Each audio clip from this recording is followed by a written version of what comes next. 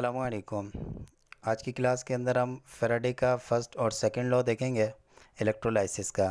Faraday first law of electrolysis, amount of any substance that deposited और liberated at an electrode during electrolysis is directly proportional to the quantity of electricity pass through the electrolyte. किसी शे की मकदार जो कि deposit हो या ख़ारिज हो इलेक्ट्रोड के ऊपर इलेक्ट्रोलाइसिस के दौरान, वो डायरेक्टली प्रोपोर्शनल होती है इलेक्ट्रिसिटी के यानी बिजली के जो कि हम इलेक्ट्रोलाइट से गुज़ारते हैं। इसका मतलब ये हुआ कि अगर हम इस इलेक्ट्रोलाइट से जो बिजली गुज़ार रहे हैं और यहाँ पर ये जो सोडियम क्लोराइड के सॉल्यूशन के अंदर से जब इलेक्ट्रिसिटी पास करेगी तो एक जगह यहाँ पर सोडियम डिपॉज़िट होगा और यहाँ पर क्लोरीन लिबरेट होगी। तो इनकी जो अमाउंट जो कि इस इलेक्ट्रोड पर डिपॉज़िट या लिबरेट हो रही है वो डायरेक्टली प्रोपोर्शनल होगी इस इलेक्ट्रिसिटी के जो कि इसमें से पास थ्रू हो रही है। और दूसरा, कितनी देर के लिए, कितने टाइम तक हम उसको इसमें से गुज़ारते हैं। तो अमाउंट ऑफ सब्सटेंस जो कि डिपॉज़िट होती है उसको हम W से शो करते हैं और वो डायरेक्टली प्रोपोर्शनल हो जाएगी एक तो इलेक्ट्रिसिटी करंट के जिसको हम A से शो करेंगे और टाइम के। तो हमारे पास रिलेशन बनेगा कि अमाउंट ऑफ सब्सटेंस W बराबर होगी हमारे पास डायरेक्टली प्रोपोर्शनल होगी एक तो करंट के और दूसरा टाइम के। प्रोपोर्शनैलिटी का साइन जब हम हटाएंगे तो एक कांस्टेंट आएगा Z, तो हमारे पास रिलेशन बन जाएगा W is equal to Z into A into T। यहाँ W mass deposited in gram है, यहाँ जो मास यहाँ पर डिपॉज़िट हो रहा है वो ग्राम में, और A जो है करंट है एम्पियर में, और T टाइम है सेकंड के अंदर।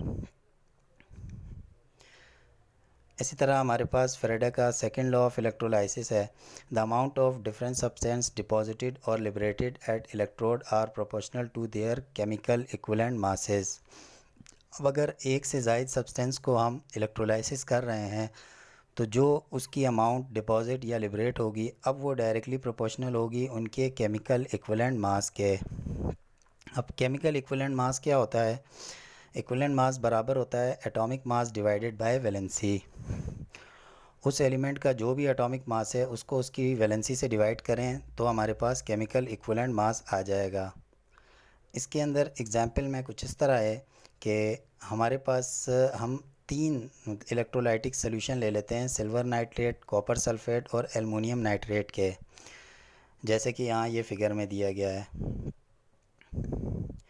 और जैसे ही हम इसके अंदर से इलेक्ट्रिसिटी पास करेंगे जो कि सेम अमाउंट की होनी चाहिए, same quantity of current is pass through them, as a result के तौर पर हमारे पास 108 ग्राम सिल्वर, 31.75 ग्राम एल्युमिनियम और कॉपर और 9 ग्राम हमारे पास एल्युमिनियम उसके इलेक्ट्रोड के ऊपर डिपॉजिट होगा। अब ये जो हमारे पास 108, 31.75 और 9 ग्राम है, ये इलेक्ट्रो केमिकल इक्विवेलेंट या केमिकल इक्विवेलेंट मास है जो कि निकाला गया है इस तरह। केमिकल इक्विवेलेंट मास एल्युमिनियम का बराबर होगा atomic mass divided by valency. तो जो एल्युमिनियम है उसका एटॉमिक मास 27 होता है और उसकी वैलेंसी 3 होती है, तो इसका 9 ग्राम हुआ ये। इसी तरह सिल्वर का 108 एटॉमिक मास और इसकी वैलेंसी 1, तो 108 आया। और इसी तरह कॉपर का 63.5 को 2 से डिवाइड करेंगे तो ये आएगा। तो सेकंड लॉ ऑफ इलेक्ट्रोलाइसिस यही कह रहा था कि अगर एक से ज़्यादा सब्सटेंस को इलेक्ट्रोलाइज करेंगे तो जो इनका मास इलेक्ट्रोड्स के ऊपर डिपॉज़िट होगा या लिबरेट होगा वो डायरेक्टली प्रोपोर्शनल होगा इनके केमिकल इक्विवेलेंट मास के।